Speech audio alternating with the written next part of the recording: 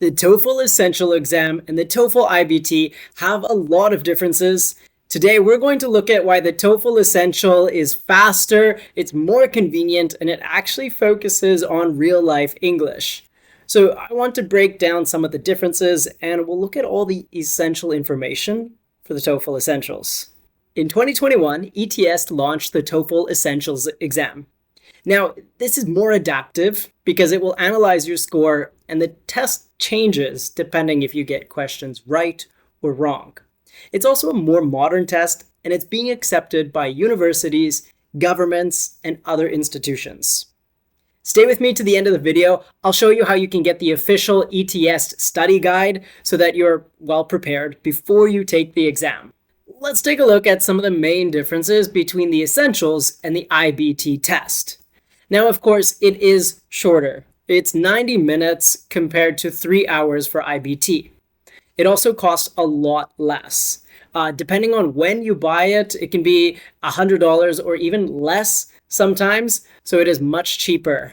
They often do have sales, so we'll have to take a look at the sales. Now, one of the biggest benefits is that the Essentials exam is taken at home. You do this in front of a live proctor and AI monitoring. AI monitoring is being used in pretty much all exams, language efficiency exams at this point. So this is nothing new, but we just should mention that it is being AI monitored. Now, in our full TOEFL Essentials guide, we do go through the steps that you need to take before the exam to get your computer ready for the proctor and the AI monitoring.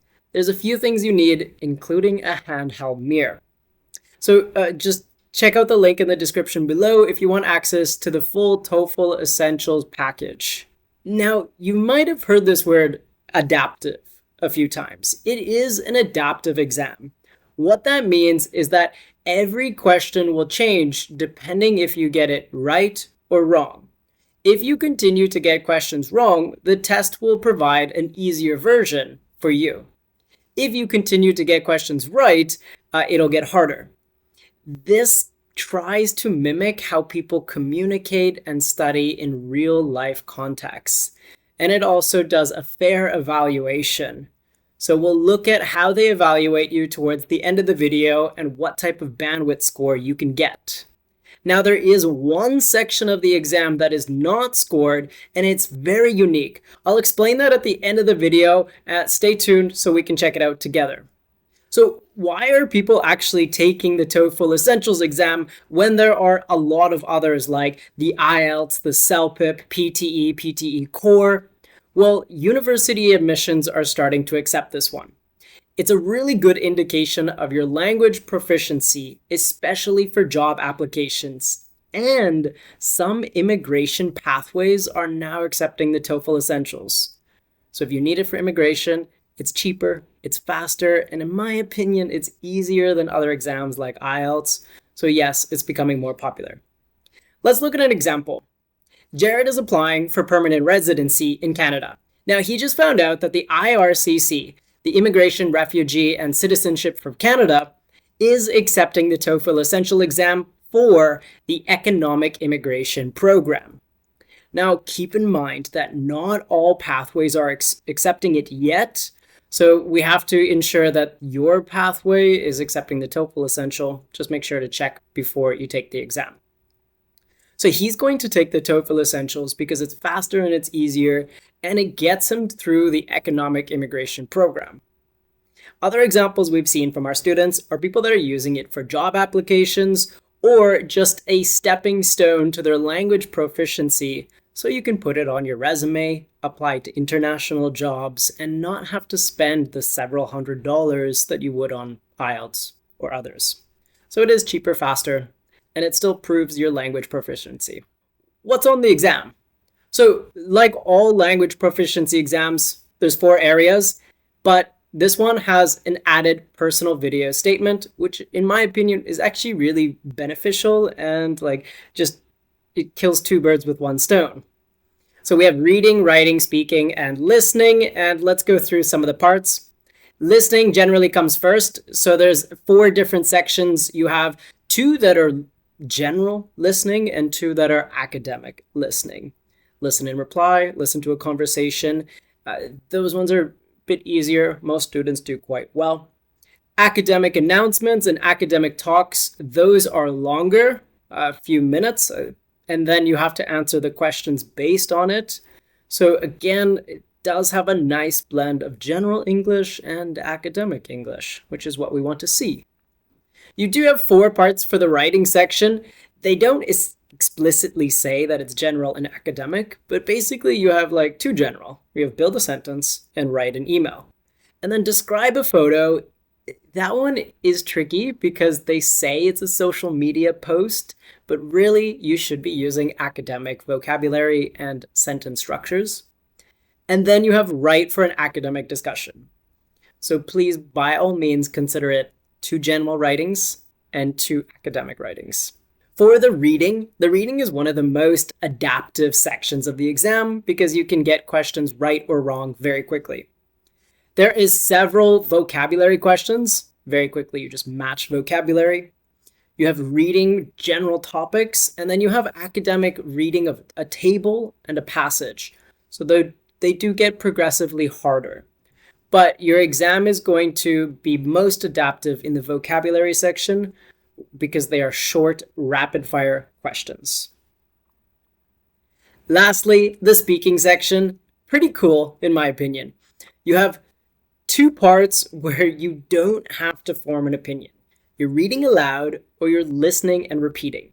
That's just general listen, speak, read out loud. You don't have to think of your sentence. And then you have a virtual interview.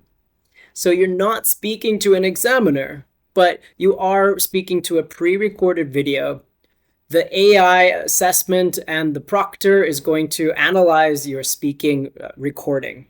Now, for the virtual interview, there's one section, which is a general statement. And then there's another section, which is your personal opinion. That's where most students have more trouble with because you have to think of an opinion.